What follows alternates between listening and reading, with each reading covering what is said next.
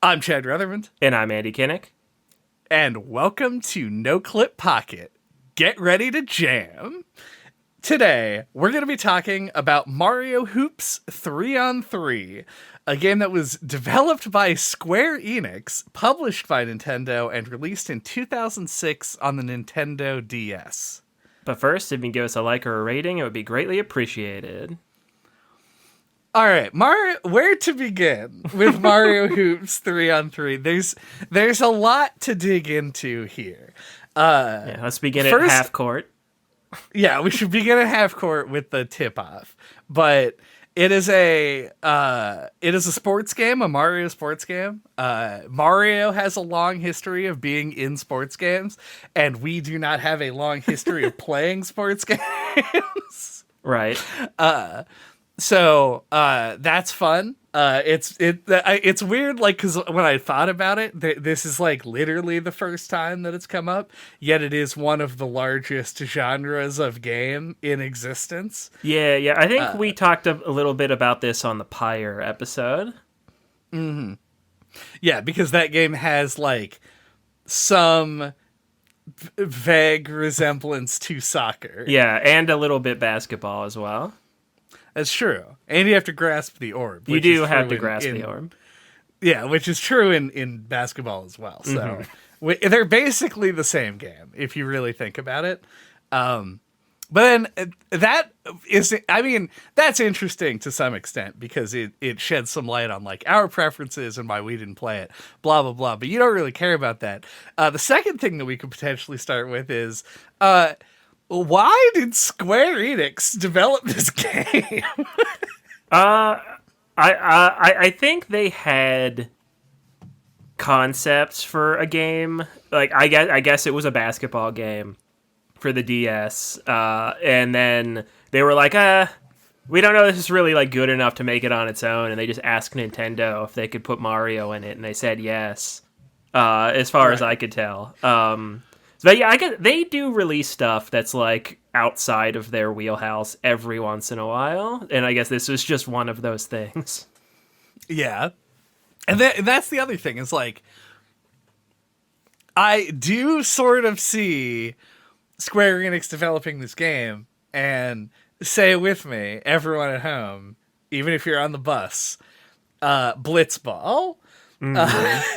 Similar to Blitzball, this was a game that I spent 40 minutes reading and doing the tutorials for, and then spent like less time per game than that by a lot. Yeah, like 30% of your game time is spent in the training mode. Yeah, it's spent being taught this is like the absolutely most complicated set of base mechanics that I've ever seen, except maybe Blitzball. It is a lot to digest, especially because it's a DS game, and it's got like you have to like switch between like touch controls and buttons, and like it's a lot to adjust to for sure. Yeah, like the touch controls are very obviously a lot of things. First of all, this is a Fanbruary game, suggested to us multiple times over the years, and one that like I remember at one point the person who suggested it in the Discord being like, "If you're able to play it, I know that there are hardware limitations," and I was like, "What do you mean there's hardware limitations? It's fucking basketball! Like, how did they make this something that you could only play on the DS?" But that's because I was a sweet summer child who had not yet been indoctrinated into the cult of Mario Hoops 3-on-3. You were not a baller yet? No, I had not taken Baller 101. Ballerology 101. But yeah, so it's a Fanbruary game, and I now understand why it was suggested, why the game is itself pretty unique, but also just like, man, is this like an exercise in how much can we complicate something before it like barely resembles the thing that it's modeled after? Yeah, it made me really nostalgic for the 2000s. 'Cause it just brought me right back to like playing my DS at like swim meets and stuff. Like, do you remember the DS download play feature? Oh yeah, where like one person had to have the game and you could play it with someone else who had a DS. it was on like 4 games ever, and one of them was Mario Kart, so it didn't matter. Yeah.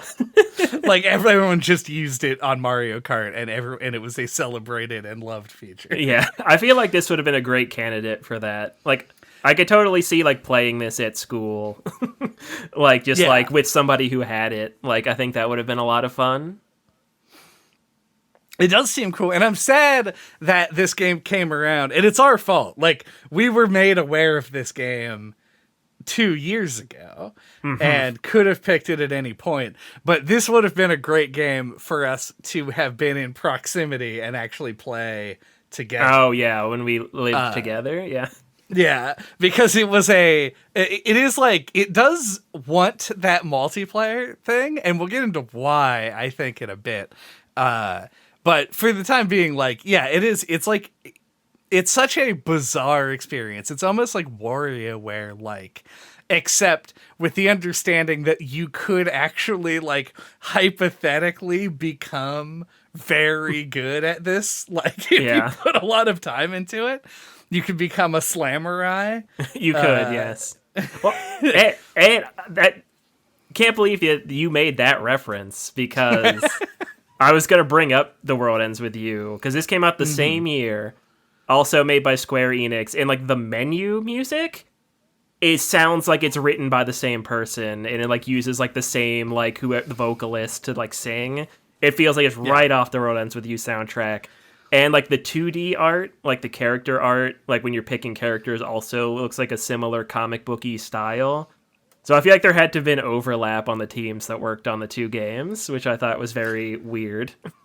Yeah, I mean, it does seem pretty likely. The fact that they released in the same year maybe makes it slightly less likely, but also maybe not. Like, I don't know how many people at Square Enix were dedicated to Nintendo DS tech development, because both this game and The World Ends With You, another similarity between them is that they are heavily touchscreen based games that are finger mangling to learn to play.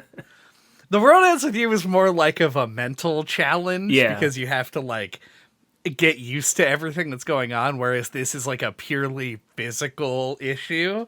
But like remembering how to do everything, like it also took me back there, and also why I thought about Slammurai and Tin Pin Slammers being a thing that this is like not entirely unlike. I would to circle back briefly to when I said that this would have been a great game to play in multiplayer. Oh, right.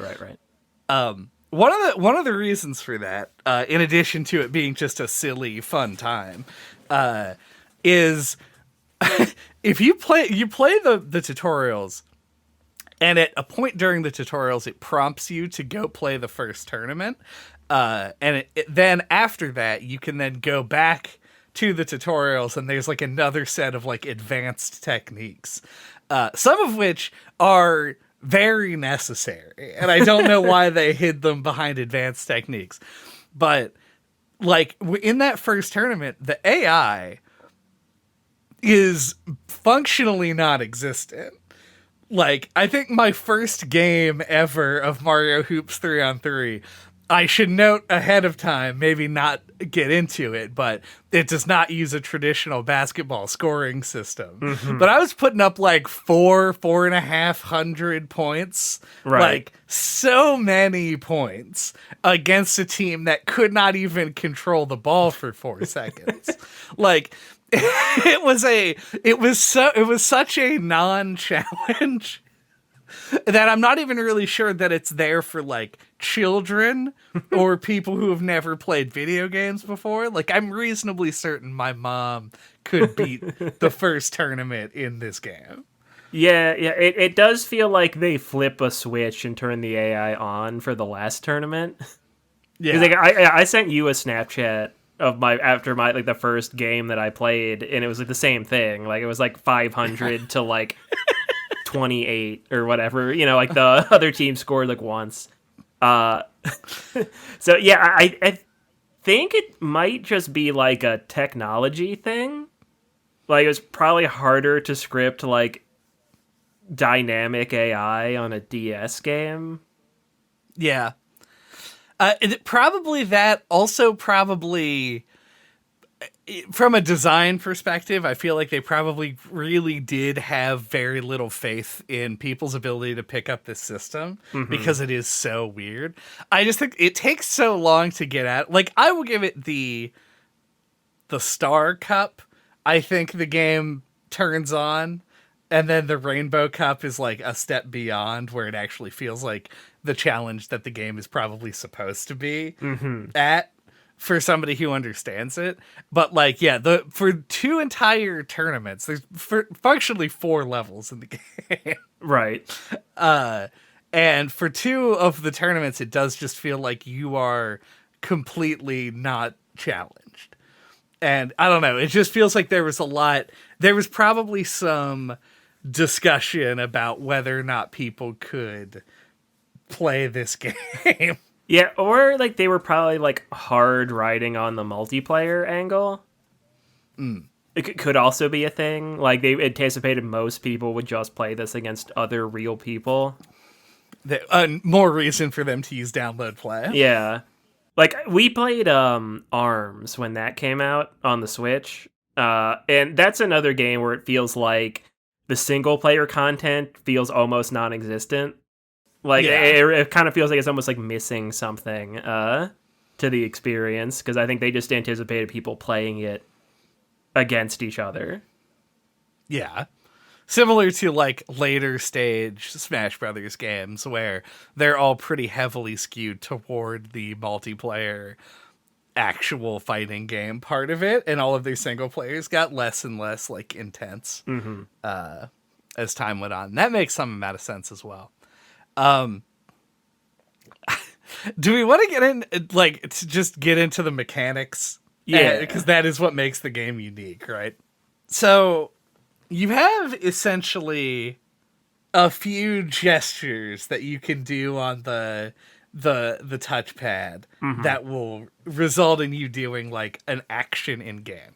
So you move with the D-pad, and that is normal. It is your last bastion of normalcy that you have to cling on to when you're playing this game. And then beyond that, it's like swiping up will shoot the ball or just jump if you're not holding the ball. Swiping down fucking does stuff sometimes. It's more context dependent. Like if you're in the air, swiping down will make you do a ground pound. Right. And if you're like in the dunk animation, it makes it execute it without doing a bunch of mid-air tricks, which earn you extra points. There's like holding on, like after doing a gesture often changes what it does. Like you can charge shots and like pump fake. Tapping on it makes you dribble, which then you dribble over like coin blocks that are just in the court to get coins, which add to the points you get when you score. It's a lot. And then like passing is directional. You can hold the L button to pass. I don't know. I never understood what the difference was between that pass and the L pass. L will switch characters. And then on defense, there's like a whole bunch more shit. That's where down makes you slap the ball out of somebody's hand. You can hold down to like put up a big shield and move it around. Like there's so much that you have to, like the fact that I was able to recite that much, which is probably like 75% of your actions, is impressive to me. Because it was so hard to keep everything in mind when I was playing. Yeah. Like I actually feel like the moving around and dribbling to feel like pretty good and intuitive. Like I played on the new 3DS, so like I was able to move with like, the circle pad, which I thought like felt good, probably better than a D-pad would. But yeah, I thought it felt pretty natural. Like I almost kind of wish they had simplified the stuff you can do and had just the touch controls, and then also maybe like mapped them to buttons so you could pick one or the other. Because like I feel like it's like the having to switch is like what makes it extra complicated. Yeah. Well, it's like it's designed so that you can just use the stylus in your right hand and then just use your left hand on the thing. But then the buttons are mapped to some of the actions. Right. Which was when I booted this game up, because obviously I got it secondhand, there's already a profile, so I didn't know how to start the tutorial. So I just went into a game and was trying to press buttons. It was so confusing. And I had to Google how to reset the like data on the cartridge so that I could figure that out. Yeah, I ended up like when I was on offense using the touch controls and on defense using buttons. I don't know how you played, but that felt like a kind of natural way to do it to me. Oh, I played fully touch controls. Yeah. More than anything else. I don't think I touched a button other than the L button after I actually did the tutorial. Yeah, the defensive options felt more natural with buttons to me. That makes sense. But also defense felt like... It was weird because it went from the first two tournaments being like you had to do one defensive option once ever, and then in other times it would be like once you got to the real game, it felt like the defensive options were all really hard to ever pull off. Yeah. I started relying a lot on the like hold the shield down till it grows red and then you slap the ball. Right. That worked for me.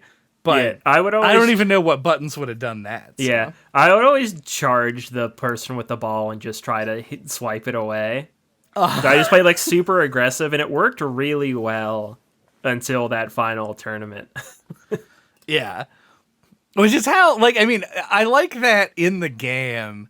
The characters will play their man. Like there will be like people will actually like stay on people defensively. They don't seem to be really capable of intercepting a pass at all. Like you can do it, but like very rarely did I see an AI even attempt it. Right. Including in the final tournament. Like you could kind of pass without too much impunity, but there was also always a defender on you. Like it's not like NBA Jam where you could just sneak away and not have defense and then run up and dunk the ball and then have everybody. I mean, you do still kind of do that, but there's almost always somebody in the way, at least on the higher difficulty levels. Yeah. So that at least was handled, I think, well. Yeah. I don't know if you remember our discussion about Pyre super well, but in that game, I tended to just kind of like almost never pass and like just play as the fastest character and kind of try to just like run really fast towards the goal and like kind of swing around and like run in between two people and then like just throw the orb in the pyre. Right. And I adopted a similar strategy in this game where I think I rarely passed and I dunked 99% of the time. And I was wondering what kind of strategies or that you fell into.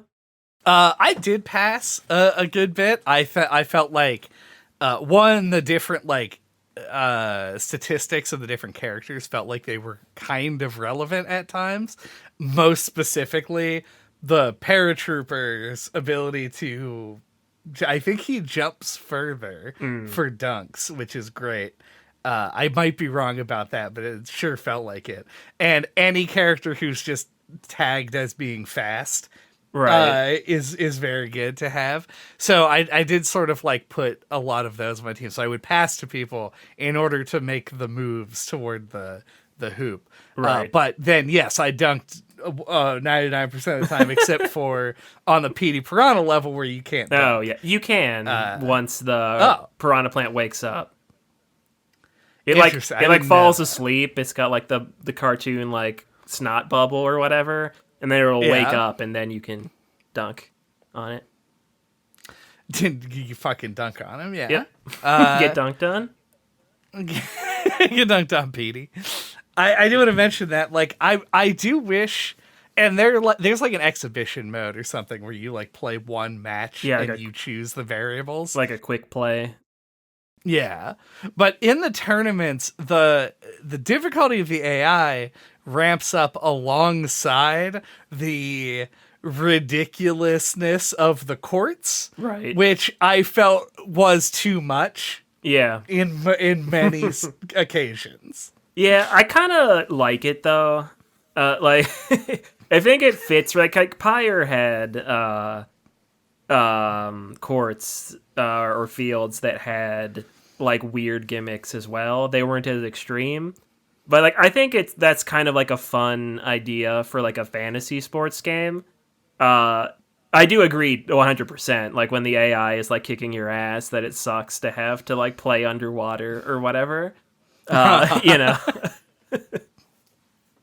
Well, the first basket that I made on the like casino level lost me 1,000 points. Oh no. And I was like, oh wow, what a cool mechanic this is. I never had it land on the Bowser Jr. for me. Yeah, I thought it was a good thing because, like, this is the first time I've seen it happen, and Bowser Jr. was on my team, so I was like, "Oh, so he's representing my team, and if it lands on this, it's good." Or this is just a cutscene that they play after dunking on this court or something, and then it came up and was like minus 1,000 points. I was like, "Great! I love a little randomness in my basketball." Speaking of randomness in your basketball. Going over the question mark block sometimes like spawns power-ups. And man, can it just like completely fuck you over sometimes. Yeah, I mean even more than that because it doesn't always spawn a power-up. Yeah, sometimes they're negative power downs. Some power downs, which was always a fun time to do. Yeah, it was real weird. It's like as the game difficulty ramped up, I went a lot less for just dribbling on the coins, question mark blocks. Yeah, I would just sort of go more for scoring and just like hit a few of them along the way. So for that, like that was less of an issue over time. But at the beginning, yeah, it was pretty weird. Yeah, like I know. Also, yeah. I was just gonna say, I know you hate the randomness of Mario Kart, because you are an inhuman robot. But that's correct. But man, in this game, like it feels like you'll be dribbling on a thing, and then you'll like go to move towards the basket, and then like whoever was guarding you will walk up to it and immediately spawn a power up, and then pick it up in like a second. And, like I just feel like they will like randomly spawn and be like enacted immediately before you even know like what's happening. Yeah, it also has the problem of like this game has the power-ups from Mario Kart, like the shells that bounce off of stuff, but the game is on a DS screen, which is 2.5 inches big or some shit. And so you'll just be doing something, and somebody who you never saw pick up a power-up will throw a shell that you never saw be thrown, and it will bounce off a wall that you can't see because it's behind you, and then hit you from behind, and you'll be like, cool. Like, all right. But then, as I got later into it, it felt less like bullshit because every court explodes now, and there's just shit that flies everywhere. So I was like, oh, that's just how the game is it right? It does this forever. Yeah, it gets increasingly wackier, and then like you'll get the ball, and then Wario will pick up like a lightning bolt in the first 5 seconds, and then pick up the ball and go run and dunk it. Yep. And you can't really do anything to stop it because you had to get up off the ground first. And also, your characters will never man the guy who has the ball. Right. Like, you have to do it yourself. So, you can't, like, quick swap to someone to run in and try and stop the dunk. Wario's just going to dunk the ball. Right. It always felt very in character that, like, Wario always felt like the most disrespectful. Like, it sucked the most to get dunked on by Wario. That is true, yeah. They need to incorporate that, like, classic basketball thing where, like, you go up for a shot and another guy goes to block it and you hit them and they, like, fall down and they, like, Oh, yeah. because Wario would be really good at that. The Fouling. like powerful characters. Yeah. Not fouling. It's like where the guy, tries to block the shot. And Yeah. then, I guess maybe it's a foul. I don't know. Yeah, it's like they're trying to so. pretend like they didn't foul them. They like fall away with their hands up, be like, "Oh, I didn't." Oh do no, it. that is I what didn't Wario do should do. Yeah. Also, Waluigi should be the best at this game. Yeah. I always had him because he's very tall. I always had him on my squad. I used the Rude Boy squad, which was Luigi, Waluigi, and Diddy Kong. That's pretty fair, yeah. Yeah. I played... Who was I playing? I played a bunch of different characters, but I liked the Paratrooper. I had Bowser Jr. for a little bit, Diddy Kong for a little bit, Daisy. Good stuff. Good stuff. I had no idea really what the difference is. No, me neither. I just picked the guys I liked. And I will say Waluigi because Boo, he's tall. Yeah, you're like, well, that makes sense. Boo seems like the odd job of this game. Mm-hmm. I don't know if you're familiar with the odd job thing in GoldenEye. I know who Odd Job is. Oh, okay, he has smaller hitbox. Oh, yeah. Yeah, so he's smaller, so you pick him and you basically are cheating the whole time. Yeah. Boo is similar to that in that he feels smaller, but also you just can't read what he's doing. Yeah, I mean, he is a ghost. He is a ghost, but I don't think that you should be allowed to play a ghost. Yeah. I'm okay with Air Bud. I draw the line at bringing people back from the afterlife to play basketball. Yeah. I usually like to play King Boo in Mario Kart, so I'm kind of surprised I didn't pick Boo ever. So. Good point, yeah. Yeah. He was not a rude enough of a boy. He's always got his tongue out. That's true. He's pretty rude. It's a gross oversight on my part. Gross in like two different meanings. Yeah.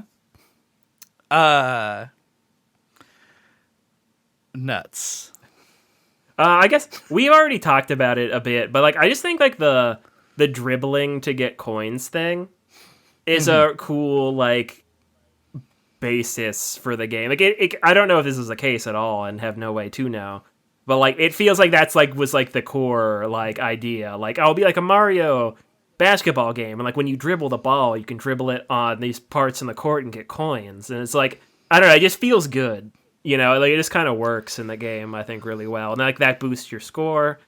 I like the core concept's really strong. Like, and it goes back to like what I said at the beginning, where like I wish they simplified it a little bit. And like, because I feel like there is something like really cool at the core here. Yeah, I think that is the that should be the mantra here, is that it just needed to be simplified in some way in order to make it, I think, actually very good. Because I think, as it stands, it is just a little bit much. Like you said, I do also like the dribbling. The dribbling also makes you speed up if you, like, are tapping in the direction your character is facing.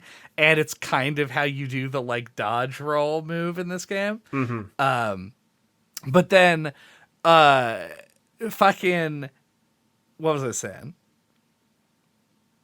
The way you do the dodge roll in this game... Which is cool, because if you've played any other basketball game, dribbling, one of the defining features of basketball, the game, is always like just skipped over. Yeah, it's and automated. The fact that this became like an actual thing that you have to think about is very cool. Yeah, and then like being able to like move the stylus to the other side to like keep it away from the person who's defending you. Like it feels cool to do that. Like more active, yeah. Because I mean, like dribbling is it's sort of like a bluff game. Yeah, like dribbling is hard in real life. Yeah, and it's like it's interesting and engaging to have to like actually think about it in the game. Right, just because it is, just because it is difficult to implement mechanically does not mean that it should be completely given up on. Right, and I don't know. I haven't played a basketball game in 20 years or something. Like, the GameCube version of NBA Jam or NBA Street, I forget which one it was. It was like the last basketball game that I played. Yeah. Or Pyre, I guess, if you count it. Yeah, it's like fantasy soccer basketball, so I don't think it counts. Yeah. So maybe dribbling is more of a thing in those games now, but I somehow doubt it. It feels like it'd be really hard to do on like a traditional controller. Like you use like the triggers for each hand. That's just Death Stranding. Oh, of course. Yeah. That'll be Death Stranding too. We'll have a basketball minigame. I don't know if there's anything else necessarily that I have on this one. No, that's about it. There's Final Fantasy characters in the game. I didn't unlock any of them. I don't know if I even noticed. Oh, they're like playable. Yeah. Okay. When you beat the last tournament, they show up before you get the trophy, and then challenge you, and you have to fight them. It's like a white mage, a black mage, and a Moogle or something like that. And you have to beat them like on an airship stage to beat the game. And then I guess you unlock the characters, I guess. I guess that makes sense. Yeah. That's neat. Yeah. Just thought I would mention the Square Enix side of it. That's true. My favorite unlockable thing in this game was definitely different basketballs. Mm-hmm. I wish you could do that in... I wanna dribble a bomb or whatever in NBA 2K. Seems cool. Hold on one second. Let me just get out the old Google real fast. Do we have free throw thoughts? My free throw thoughts are, this game is a really interesting, like, little time capsule, I think.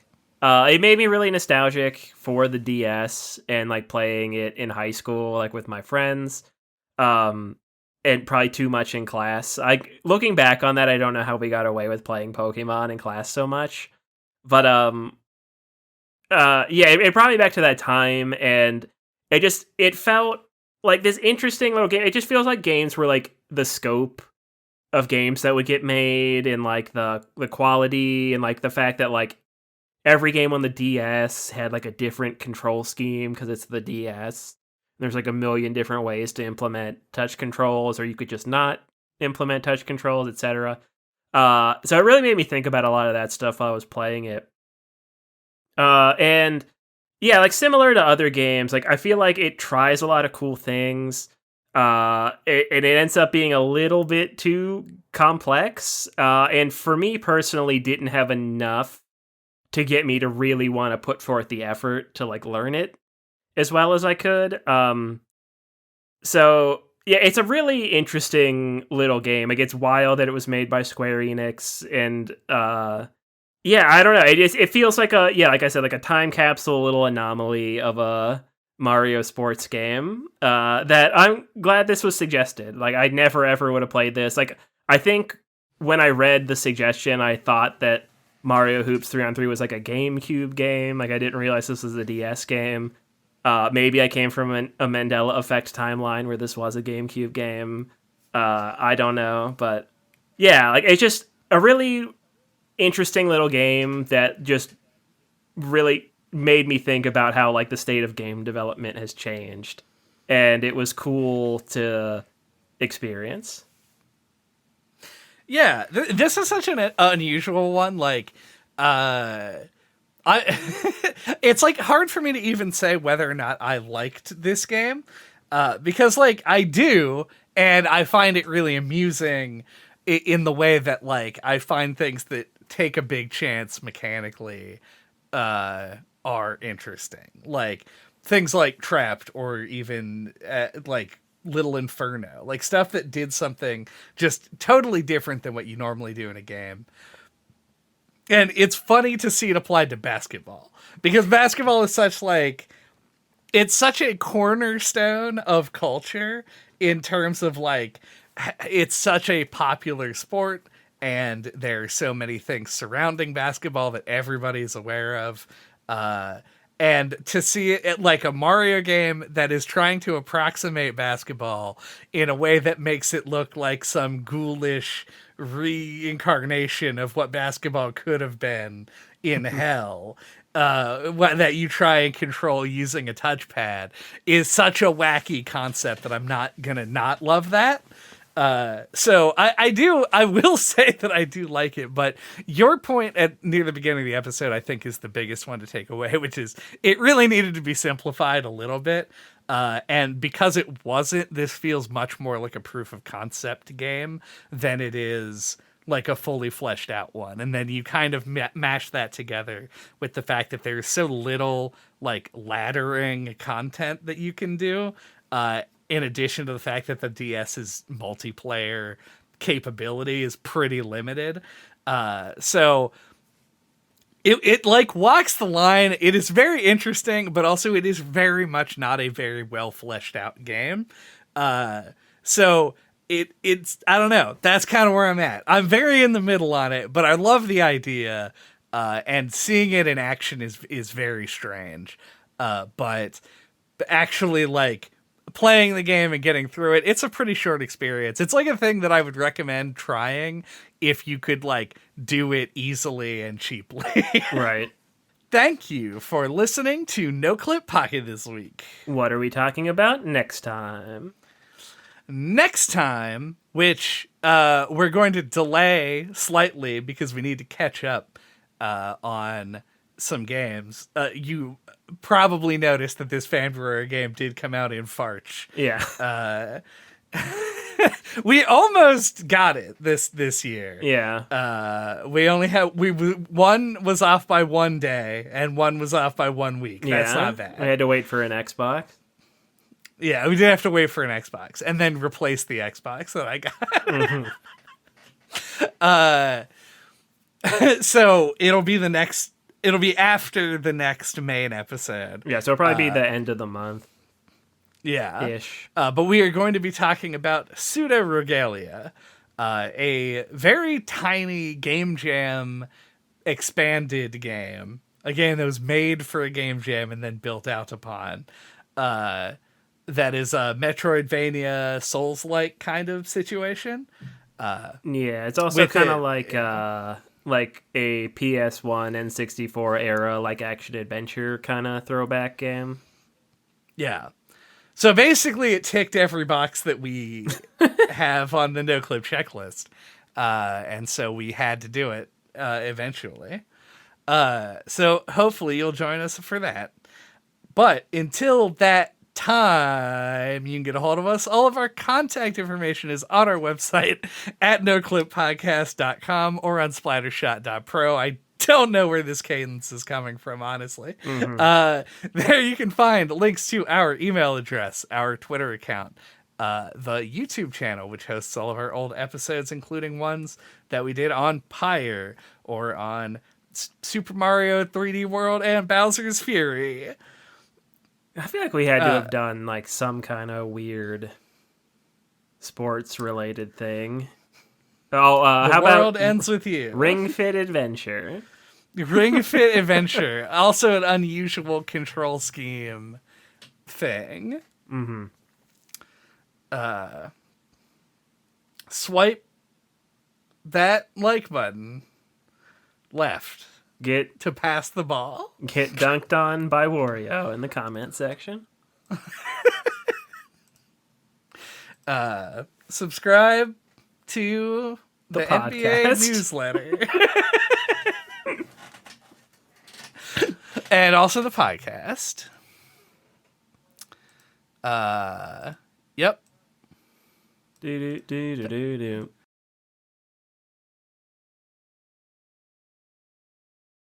Also, your door is open. Oh my god, the air conditioning's on. Oh my god. It's like I've never recorded a podcast in my life.